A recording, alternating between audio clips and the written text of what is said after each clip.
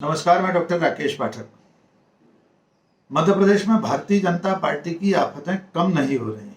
चुनाव के लिए उसने जन आशीर्वाद यात्राएं शुरू की हैं। मध्य प्रदेश के 5 अलग अलग ठिकानों से ये यात्राएं शुरू हो चुकी हैं। राष्ट्रीय अध्यक्ष जेपी नड्डा ने सतना से इसकी शुरुआत की थी। उसके बाद कल श्योपुर से केंद्रीय गृह मंत्री अमित शाह को इसका आगाज करना था। यद्यपि वे ग्वालियर तक पहुंचे, लेकिन बारिश के कारण श्योपुर नहीं पहुंच पाए। आज नितिन गडकरी मध्य प्रदेश में आए हुए हैं, लेकिन इन जन आशीर्वाद यात्राओं में जितनी भीड़ उमड़ रही है, उसके साथ साथ लोगों का विरोध भी इन यात्राओं को देखना पड़ रहा है। और जो कल घटना हुई है नीमच जिले में, वो सचमुच बीजेपी के लिए और उसके माथे पर चिंता की लकीरें उकेरने के लिए बहुत पर्याप्त है।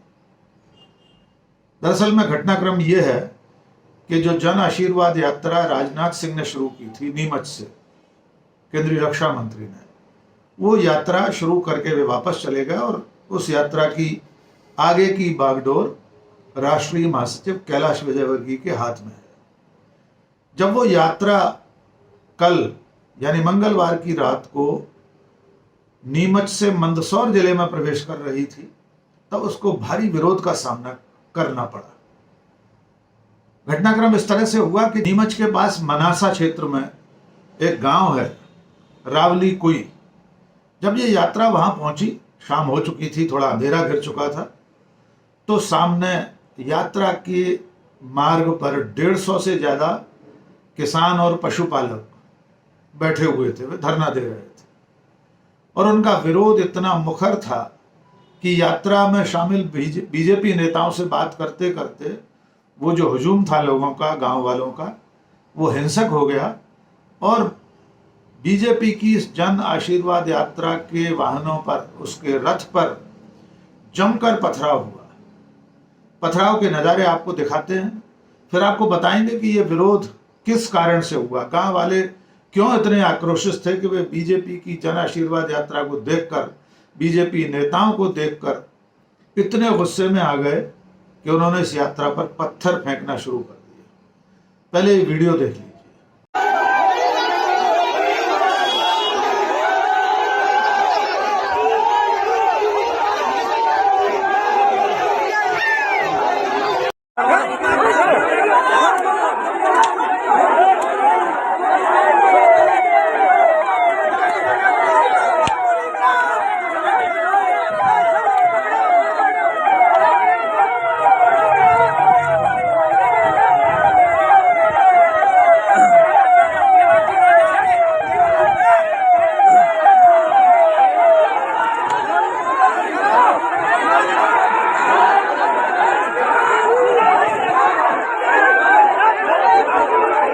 तो इस वीडियो से आप जान सकते हैं कि लोग बेहद नाराज थे और इस पथराव में जो लोग इस पत्थरबाजी का शिकार हुए, उस यात्रा में जो लोग शामिल थे, उनके बारे में भी आपको बताते हैं।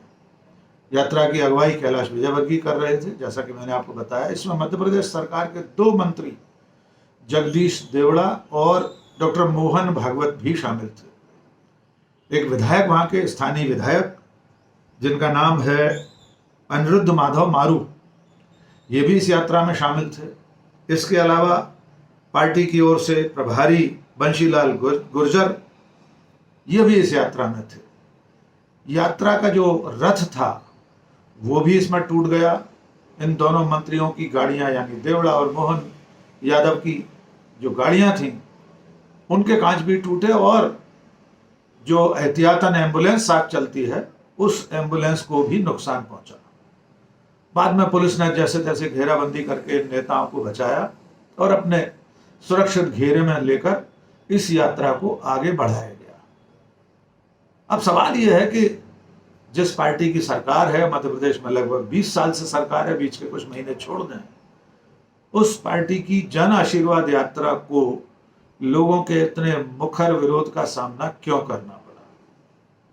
इसकी वजह जो अब तक सामने आई है वो ये है कि जो नीमच क्षेत्र है, वहां पर गांधी सागर वन अभयारण्य है और उसी वन अभयारण्य के क्षेत्र में मध्य प्रदेश की सरकार चीता प्रोजेक्ट लेकर आ रही है, यानी चीतों को वहां पर बसाया जाना है और उनके लिए गांव वालों की जमीनें खाली कराई जा रही हैं। जो अतिक्रमण होंगे वे भी हटाए जा रहे हैं और परंपरागत रूप से वर्षों से, दशकों से गांव के लोग और पशुपालक यानी जानवर पालने वाले लोग, दुग्ध उत्पादक, वे लोग जिन क्षेत्रों में इस अभयारण्य के क्षेत्र और उससे लगे हुए क्षेत्र में बसे हुए थे, उन्हें वहां से बेदखल किया जा रहा है। इस कारण से चीता प्रोजेक्ट के विरोध में है नीमच क्षेत्र के स्थानीय निवासी, उस इलाके के लोग, और वे लगातार अपनी मांग सरकार तक पहुंचाते रहे हैं कि चीता प्रोजेक्ट को यहां न लाया जाए।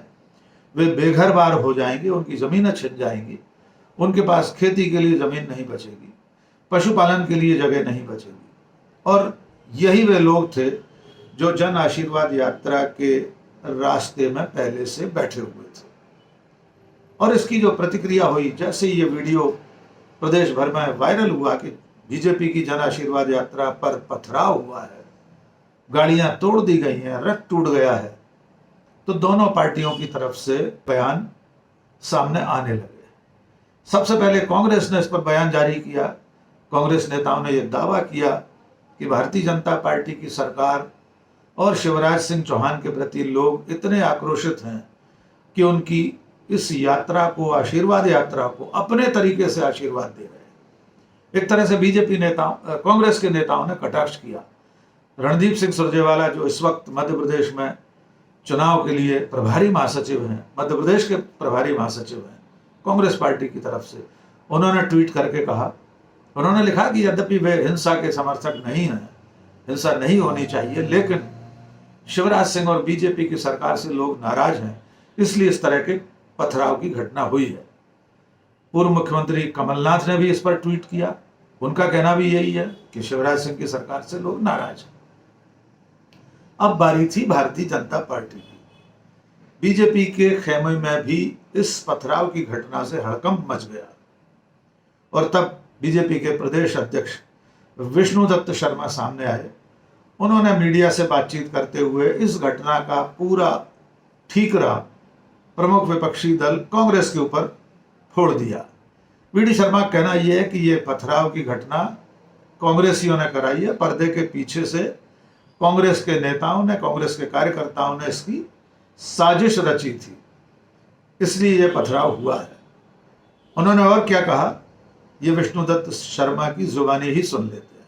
आइए सुनिए विष्णुदत्त शर्मा क्या कह रहे हैं। हमारी जन आशीर्वाद यात्राएं जो जनता का आशीर्वाद लेने के लिए निकली हैं और इनको अपार जन समर्थन जो मिला है, 5 यात्राएं हमारी निकली है, कल एक और बच्ची वो भी निकल रही है, तो इनका अपार जन समर्थन देख करके कांग्रेसी अपराधियों ने, गुंडों ने, क्योंकि इनका तो मूल चरित्र ही ये है, इन्होंने योजनाबद्ध तरीके से पेड़ों के पीछे छिप करके हमारे यात्रा पर हमला किया, सारे वाहन तोड़ दिए। इसलिए इस प्रकार की गुंडागर्दी का जवाब भी दिया जाएगा और ऐसे लोगों को जिन्होंने ये काम किया उन्हें किसी भी कीमत पर छोड़ेंगे नहीं।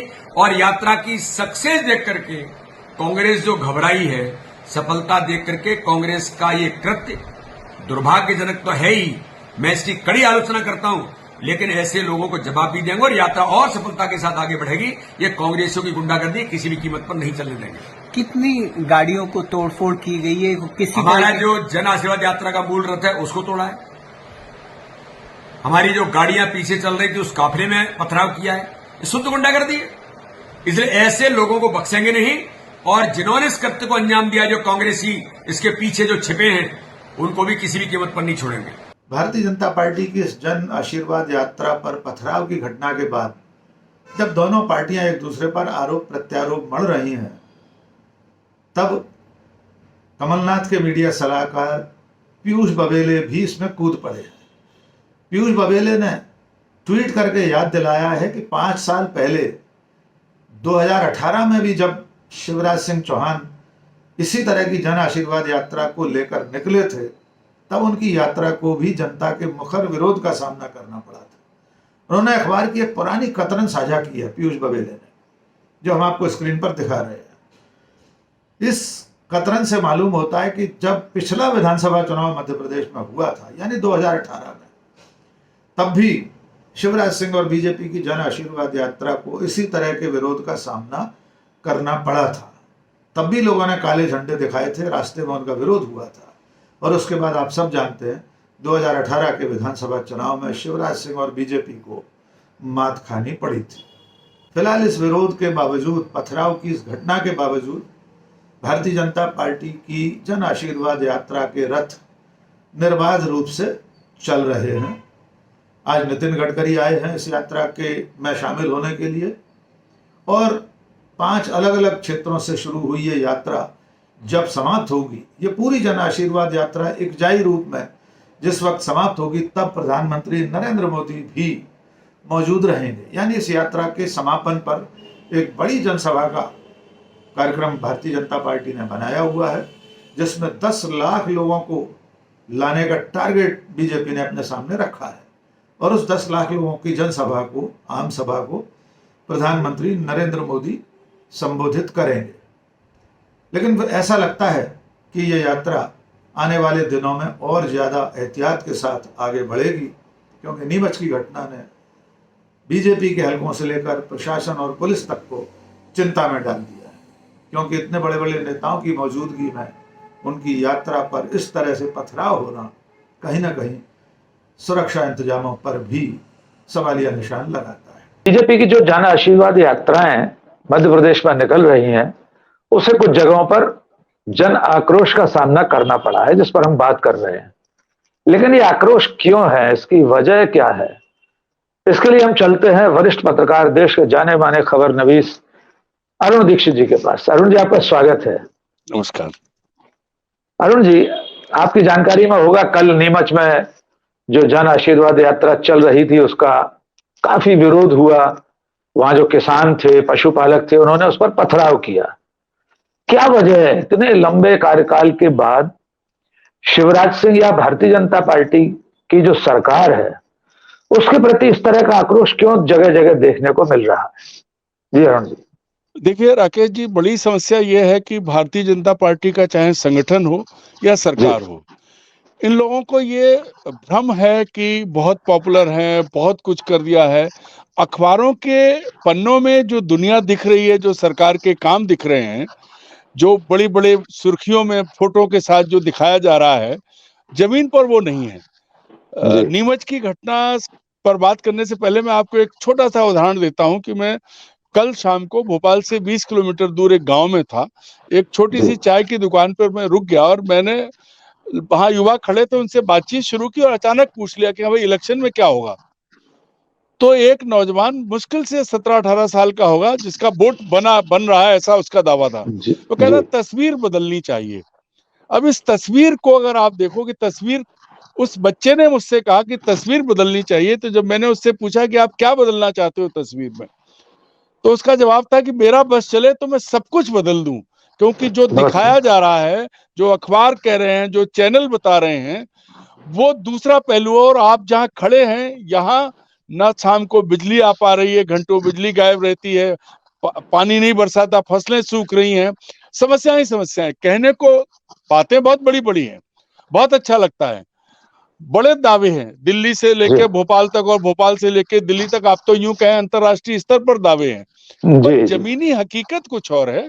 और जो नीमच में लोगों का गुस्सा आया, दरअसल सरकार की समस्या यह है कि उसके पास जो फीडबैक आना चाहिए, जो ग्राउंड लेवल से फीडबैक है, ना तो उसका कार्यकर्ता ठीक से दे रहा है और ना ही उसका सरकारी अमला इसलिए नहीं दे रहा है, ये बहुत कड़वा सच है कि बिना फीस के, फीस मतलब सेवा शुल्क, कोई काम नहीं होता। जिसके लिए थाना बदनाम है, पुलिस बदनाम है, वो काम सरकार का हर विभाग कर रहा है। तो लेकिन अरुण जी, जब आदमी को हर चीज के लिए पैसा देना है, तो किसकी परवाह करे, वो किसकी बात करे, किस चेहरे की बात करे? उसे तस्वीर बदलने की बात तो तभी आती है। और गुस्सा इसीलिए है, नीमच में जो हुआ है वो उसी का परिणाम है। जी अरुण जी, तस्वीर बदलने की बात हो रही है, उस युवा ने आपसे जो कहा, तो ये तस्वीर शिवराज सिंह चौहान की तस्वीर धुंधली हो रही है। इतनी सारी रेवड़ियां बांटने के बावजूद, रेवड़ियां मेरा शब्द नहीं है, प्रधानमंत्री नरेंद्र मोदी जी का शब्द है। नहीं, मैं लाडली बहना योजना है, युवाओं को स्टाइपेंड दे रहे हैं, सब कुछ कर रहे हैं शिवराज सिंह। तो क्या इनका असर जमीन पर नहीं दिखाई दे रहा अरुण जी? देखिए, जो असलियत है, 4 साल या अभी इन 3 साल को कह लें तो आप आखिरी 3 महीने में 4 महीने में आप सब कुछ देना चाहते हो। जो जी। समस्याएं जिनका अब समाधान हो रहा है, चाहे वो कोई भी समस्या की बात की जा रही हो, वो उसको किसी लेवल पर जो है ये समय रहते क्यों नहीं किया गया। अचानक चुनाव सामने आया तो आप पटवारियों को भी पैसा बढ़ा के दे रहे हो, अतिथि शिक्षकों को भी दे रहे हो, महिला मतलब लाडली बहनों को भी दे रहे हो, हर चीज आप बांट रहे हो। कारू के खजाने की तरह आपने सब चीजें खोल दी, आप लगातार बांट रहे हो। जिस आज आप पहली बार नहीं है, एक 15 महीने का कार्यकाल छोड़ दें तो 2005 से शिवराज सिंह मुख्यमंत्री हैं। वो चीजें लिंगर आउट क्यों हो रही हैं, क्यों लटकी रही? आज अचानक आपको ये दिखने लगा कि आपको लाडली बहन के घर का हिसाब देना है, 1000 रुपए 1250 दे रहे हैं आप। कभी आपने सोची कि इससे पहले कि वो बहन या आपका वो उसका पति आपका बहनोई अगर होता है तो बहन बहनोई किस हाल में रह रहे हैं, और जी। फिर 1000 रुपया या 1250 रुपया, इससे क्या होने वाला है? गैस का सिलेंडर अब मान लीजिए 910 रुपए का भोपाल में है, उससे पहले तो 1100 1150 का था। तो बिल्कुल। जब ये परिस्थिति है, उसको अचानक आप पैसे देके और ये दावा करके मैं कर रहा हूं, आप हवाई जहाज में तीर्थ यात्रा पर भेज दे रहे हैं। लेकिन सबसे बड़ी चीज ये है कि जो स्थायी काम होने चाहिए, जिस लाडली बहन को 1000 रुपए का स्टाइपेंड वो रक्षाबंधन के उपलक्ष्य में या वैसे पैसे देके आप पूरी दुनिया में ढिंडोरा पीट रहे हो, कभी आपने ये देखा कि इस लाडली बहना की वास्तविक परिस्थिति क्या है? उसका बच्चा जिस स्कूल में जा रहा है, उसके उस स्कूल में टीचर है कि नहीं है? बुखार आने पर जिस अस्पताल में जाता है वहां डॉक्टर तो छोड़िए, कंपाउंडर तक तो है, दवा है। जिस स्कूल में पढ़ने जा रहा है वहां की बिल्डिंग है। जो गांव में आके ग्राम सेवक या जिसको पटवारी बोलते हैं, वो किस तरह के काम कर रहा है, इस पर कोई मॉनिटरिंग नहीं है, किसी तरह की नहीं है। आपने दावा किया कि मैंने इतने पैसे दिए। मैं आपकी बात को बीच में दूसरी तरफ ले जा रहा हूं कि बहुत बड़ा दावा कि मुख्यमंत्री कन्यादान योजना, आप याद करिए भाजपा के एक विधायक ने विधानसभा के भीतर ये बात उठाई थी कि कन्या विवाह योजना में करोड़ों रुपए का घपला उसी जिले में हुआ जो मुख्यमंत्री का अपना जिला है। एक अफसर अरेस्ट हुआ, जेल चला गया, 30 करोड़ रुपया निकल गया। जब उस योजना जो फ्लैगशिप योजना है, जिसका पूरे देश में आपने दावा किया कि मुख्यमंत्री जी ने अपनी भांजियों की शादी के लिए पैसे दिए, उस पैसे को मुख्यमंत्री के अपने जिले में अफसर खा गए, फर्जी शादियां कर दी। इसको क्या कहेंगे आप? ये दूसरा चेहरा है, यही तस्वीर है जिसकी बात वो कह रहे हैं कि एक तस्वीर ये दिखाते हैं जो अखबारों में विज्ञापन में आती है, दूसरी तस्वीर वो है जो गांव में खर्चे से किसी व्यक्तिगत अपने पैसे से शादी की और उसके नाम का पैसा निकाल के कहीं और चला गया। ये जो है, ये तस्वीर की बात हो रही है। बिल्कुल। अरुण जी, एक बात बताइए, आपने देखा होगा पूरे प्रदेश में जो होर्डिंग लगे हैं, आप तो इतना घूमते हैं, ज्यादातर क्या 100% होर्डिंग्स पर मामा ने बहनों को रक्षाबंधन पर यह दिया, यानी भारतीय जनता पार्टी शब्द नहीं है उन होर्डिंग्स में, मुख्यमंत्री शब्द नहीं है, मध्य प्रदेश सरकार नहीं है, मामा शब्द के साथ सब कुछ है। क्या बीजेपी के भीतर ही इसको लेकर असंतोष है? मैं असंतोष को दोनों करोड़ से जानना चाहता हूं कि क्या सामूहिक नेतृत्व का अभाव हो गया, बाकी के मंत्री विधायक सांसद इसीलिए पार्टी छोड़ कर जा रहे हैं कि मामा यानी अब इन्हीं की पार्टी है, ना बीजेपी है ना मध्य प्रदेश सरकार है? अब इसके राकेश जी दोनों पहलू हैं। पहले आपने भी देखा होगा, हम बात शुरू करते हैं केंद्रीय नेतृत्व से जी। 30 जुलाई को अमित शाह इंदौर में आए थे, उसके बाद 20 अगस्त को वो भोपाल में थे। तो 30 जुलाई को उन्होंने मंच से कहा कि मध्य प्रदेश में सामूहिक नेतृत्व से बीजेपी की सरकार और दिल्ली में मोदी की सरकार। उसके बाद जब भोपाल आए और भोपाल में मीडिया ने उनसे ये पूछा कि क्या शिवराज सिंह चौहान आपके अगले मुख्यमंत्री या मुख्यमंत्री का चेहरा है? बोले ये हमारा काम है, आप इसकी चिंता क्यों करते हो, हम सामूहिक नेतृत्व की बात करते हैं। उसके बाद जब नरेंद्र सिंह तोमर से प्रेस कॉन्फ्रेंस में मैंने सवाल पूछा कि मित्र हर बारात में दूल्हा लेके आए, अभी तक पहली बार बिना दूल्हे की बारात क्यों? तो उन्होंने कहा कि हर सवाल का जवाब नहीं दिया जा सकता, ये फैसला संसदीय बोर्ड करेगा। तो एक तरफ तो केंद्रीय नेतृत्व का ये जो कंफ्यूजन है, जो भ्रम है, दूसरी तरफ अब बात आती है मामा की। तो हर जगह आपने देखा होगा एक नया ट्रेंड आया है, बहुत मजेदार ट्रेंड है। जी। जैसे पहले जो रैम वॉक होता था, जो मॉडल्स करती थी, मॉडल्स ठीक करते वो थे जी। पैटर्न अब मध्य प्रदेश में आपको देखने को मिलता है। मुख्यमंत्री के लिए इवेंट मैनेजमेंट कंपनियां काम करती हैं, जो जहां पर वो भाषण देने जाते हैं वहां करोड़ों की लागत से मंच बनता है और वो अकेले घूम घूम के उसमें मंच पे भाषण देते हैं, ठीक उसी तरह जैसे मॉडल्स घूमती थी और वो जी सवाल करते बिल्कुल, हैं, वो डायलॉग फैशन करते हैं। शो में होता है जी। हाँ, तो वो जब बात कर रहे हैं तो वहां बीजेपी नहीं है, वहां जब वो बात कर रहे हैं तो कोई मंत्रिमंडल नहीं है, वहां जब बात कर रहे हैं तो कोई ना आगे है ना पीछे, वहां सिर्फ मामा शिवराज, मामा शिवराज, मामा शिवराज। तो ये सबसे बड़ा सवाल है कि आज तो की असंतोष, तारीख में अरुण जी मैं रोक जी रहा हूं, तो असंतोष की एक बड़ी वजह यह है क्या कि उमा भारती मुखर हो रही हैं, रघुनंदन शर्मा हो रहे हैं, सुमित्रा ताई हो रही हैं, पार्टी छोड़ छोड़कर वर्तमान विधायक जा रहे हैं, और अभी की सूचना तो यह है कि अगले हफ्ते 3-4 और लोग छोड़कर बड़े नेता जाएंगे। तो क्या ये आप शिवराज नहीं वर्सेस बाकी बीजेपी हो गया है? नहीं देखिए क्या हुआ है, बीजेपी के केंद्रीय नेतृत्व ने जो परंपरा शुरू की वो उतर के भोपाल आई है।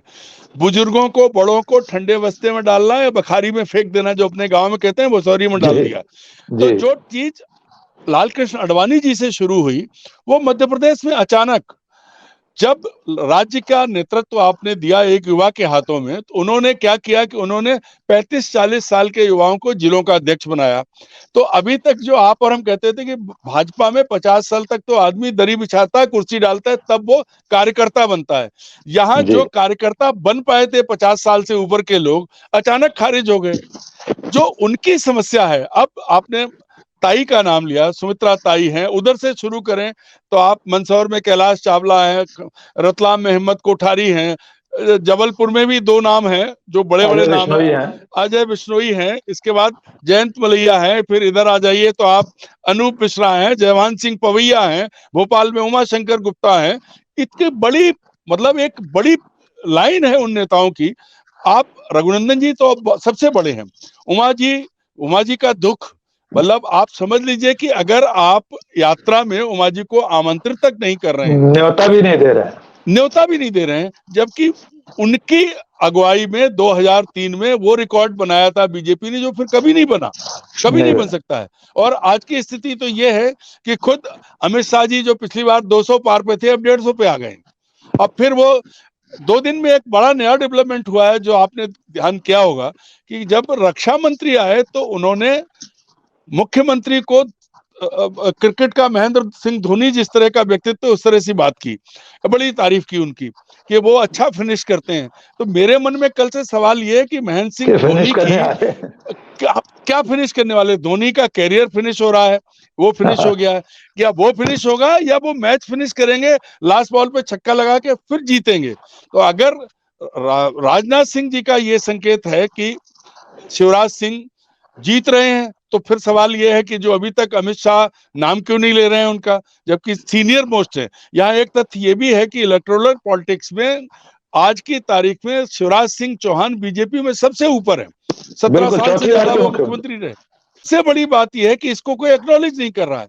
अगर मध्य प्रदेश में आप देखें तो शिवराज सिंह की लाइन छोटी करने के लिए राज्य सरकार के विज्ञापनों में माननीय नरेंद्र मोदी बहुत बड़े बड़े हैं शिवराज सिंह।